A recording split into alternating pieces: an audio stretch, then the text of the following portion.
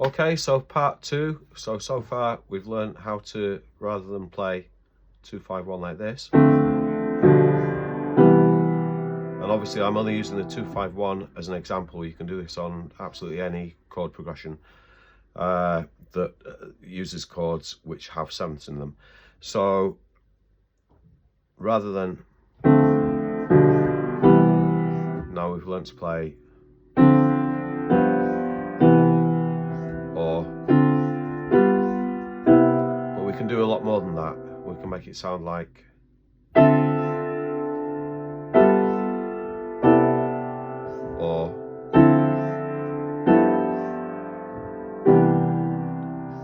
or even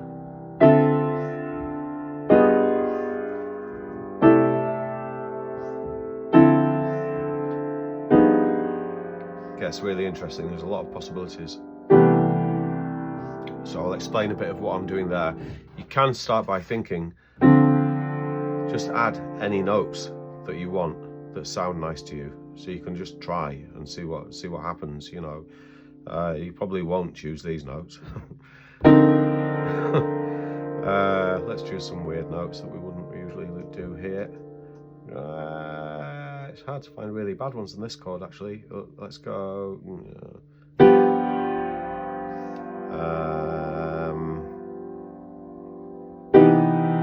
Okay, so we're not going to do that, but you can just experiment and find notes that you like, but you can also be a bit more analytical about it and have a bit more of a system. So let's say we're doing this one. Now we can start to use, you'll notice in these progressions, we're not using any fifths. We can add fifths, okay? So the D minor 7, there's the fifth. We could put that here, so we could have, okay. We can double the root, so on the G7, we could play our old chord that we had here, but we could put the root at the top. And then that will become the fifth of the C major 7. So now that's giving us this. So we've got 4 voices going on, okay? We can make it even more interesting by using extensions. So D minor 7, what notes are handy here? There's the 9th. We can always add the 9th to a minor chord. And we can keep that 5th there as well. Then we can go to the G7 like this, just like the first time, but this time we're going to have not only the root 7-3, we're going to keep this note here, which becomes the 13th of the G, and this one, which will become the 9th. So there's our G7 chord now. So we've got D minor 7, and then we can go to the C major 7 like this, coming here to the root, 3rd, 7th, as we did before, we're adding the 9th there, and the 5th here.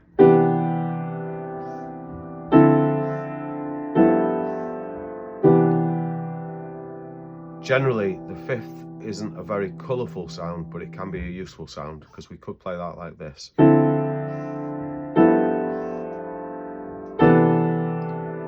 I'm sure you'll agree this sounds nicer. And we're using that 5th, which we might think of as boring, but it's really useful in this context because it means the top line, rather than playing this,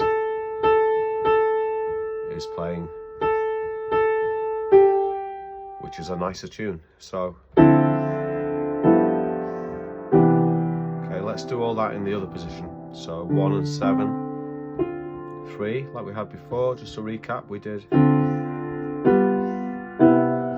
we can add fifths and extensions here. So let's say we want to play the 9th on the D minor up here. But that sounds like maybe a little bit too open. It's quite nice, but you might want to fatten it up with a 5th. Like that. Then you could keep all these notes here, because you can go do your 1 and 3 again here. Now this is a 7. This is now the 9th and the 13th. Then we could go to the same old chord that we had in the first video. But we can keep this note, becomes the 13th of the C major 7, and come down here to the 9th. So we then get this.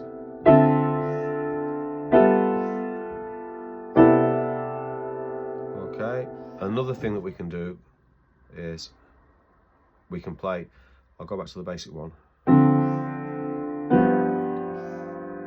We can sometimes on a major chord, if we want to, we don't have to play the major 7th with the thumb, we can play the 6th. That only really works on the major chord. So a major 7 can also be a major 6th, all depending on context. If that's the sound that you want at the time, you might prefer this. Okay, so root position 2-5-1 to C major 7, root position 2-5-1 to C major 6. That with thumbs voicings, basically.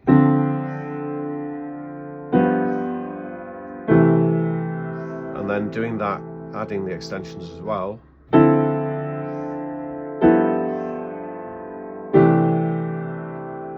Okay, we can also, let's do that up here as well. So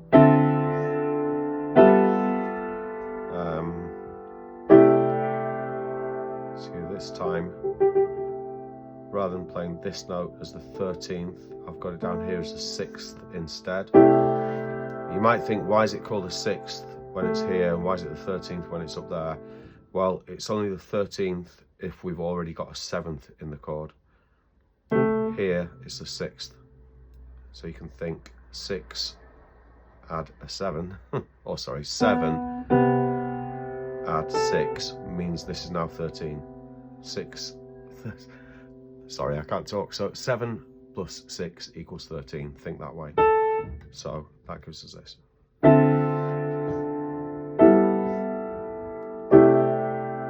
Okay, then we can go another step and we can start putting some weird notes in. So we could do, really, generally speaking, unless you want to sound really strange, you only want to play the kind of fancy notes, let's call them, or extra colour notes on the dominant chord, on the 7 chord. So G7 could now be like this.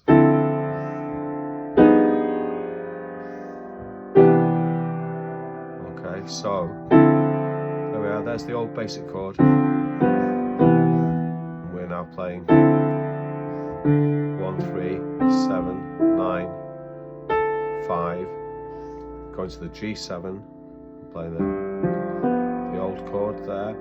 I'm also playing this E flat, or D sharp really, and this note here, A flat. Okay, so this is a sharp 5, so we've sharpened the 5th. And this is the flat 9, so we've flattened the 9th. Okay, now you can make it gets really interesting because you can mess around with these. So you could say, let's have, rather than a sharp 5, let's play on the G7. So rather than a sharp 5, on this time, look, I've kept the 13 there. Basically, you can play whatever note you want on the dominant chord. These are just different colours, so that's fine. So's this, flat 9. What about flat 5 this time? And flat 9, let's try that. Okay. Go back to the 13th on the last chord with that one. It's nice as well. And just combine those as you want. So you can also,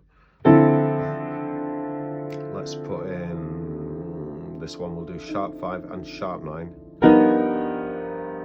Okay, and then this time, this is where you can break the thumbs rule a little bit, and you can play the 7th and the 6th here with your thumb. Just have that little crunch. What did I do? Sharp 9. Okay, so I'm just going to play a few of those colours without explaining them this time in the other position. So everything I did there was on this basic one. Now I'm going to do it on this one with a few different sort of colours. So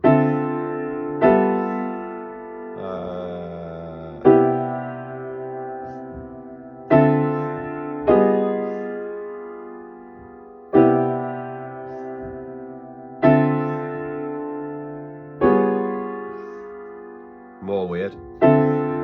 Let's put a 10th in there. Okay, so I'll just drop that root again from here to here. It's kind of endless, really. Very strange. Just depends what sound you want at the time. Okay, and I'm just going to play a little bit of an example here. Let's do Autumn Leaves. First few bars of Autumn Leaves. So this is with root position chords. C minor 7, F7, B flat major 7, E flat major 7, A minor 7 flat 5, D7, G minor 7. With the tune.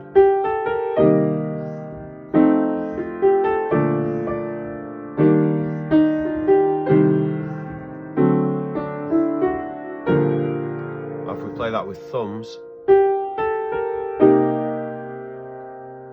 Okay. I'll play it first. No, let's not do that. Let's go.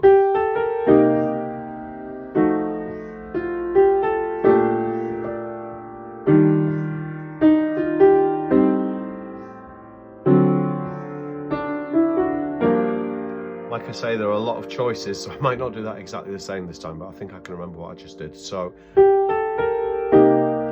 C minor 7, root, thumb 7th, thumb 3rd, 5th, melody note. The melody always has to be the top note. Going to the F7, root, 3rd, 7th, thumbs, flat 9. Nice chord, full of tension. B flat major 7, melody at the top, thinking from the bottom up, root 7, 3, 13, going to the E flat major 7, root 3, 7, there's the basic chord, put the 9th in here,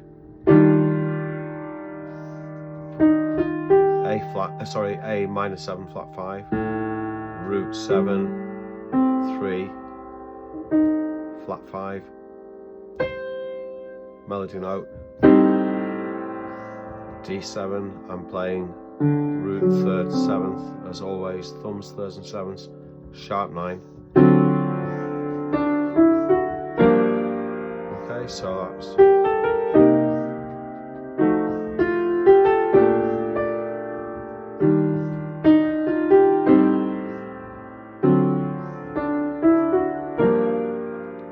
So I would practice all that in all the keys on 2-5-1s especially, so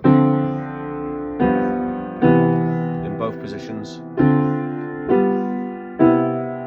Let's do it in F.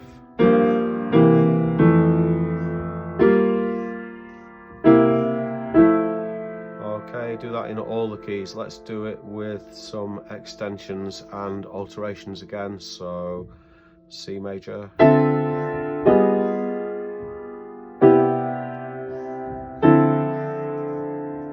Few of the possibilities, we can do whatever we want really on this dominant chord.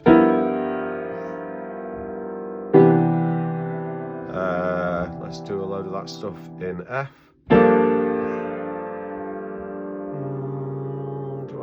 Yeah.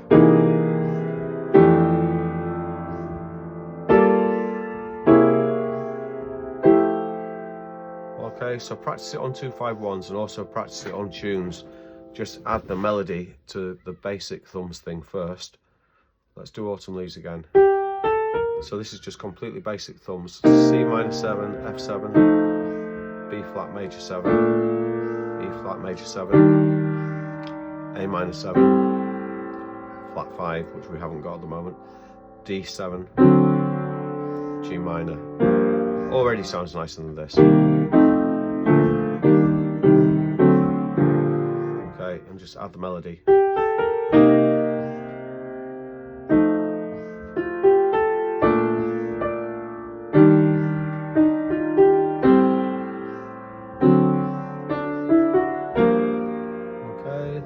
extensions, you can just mess around and just find what you want to put in the middle of your thumb and your melody note.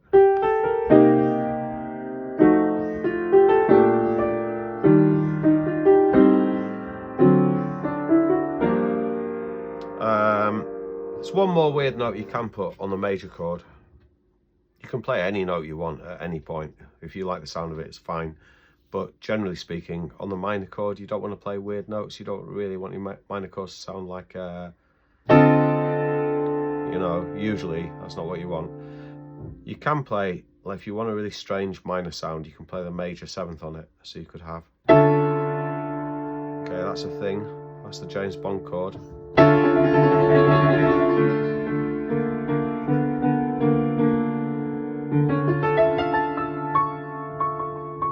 Okay, so you can do that.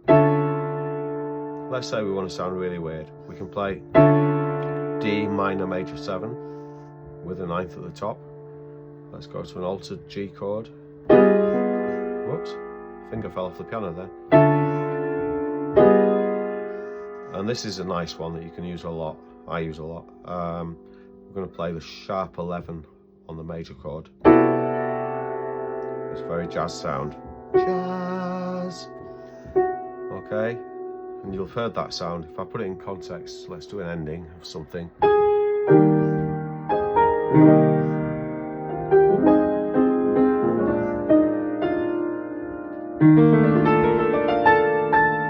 E flat major 7 there with the sharp 11, which is this note. Another way to think of a sharp 11 is a flat 5. So going back to C major, you can think of it as a flat 5, but because we've got a 7, this note is not now a flattened 5th, it's a sharp 11. Third in there as well. Okay, I'm just going to play a little bit of a song using thumbs chords. This is All the Things You Are.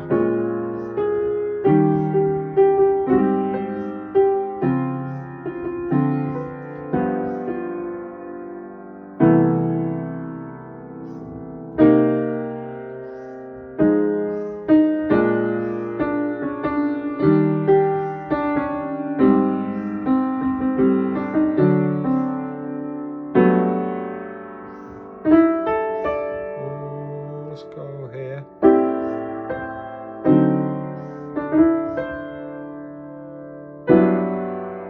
That's nice. G major 7. Same old thing. That's the basic chord. Here's my melody note. And here I've got the 5th and the 13th as well. So the possibilities are endless. But start off by learning to do this on every chord. Every 2-5-1, that is. And just work through tunes. And sometimes when you're working through a tune, you might find somewhere where the thumb system, if you're playing it very strictly, doesn't quite work, in which case change it and just find something that you like the sound of, because rules are there to be broken. Okay, hope that all makes sense and good luck.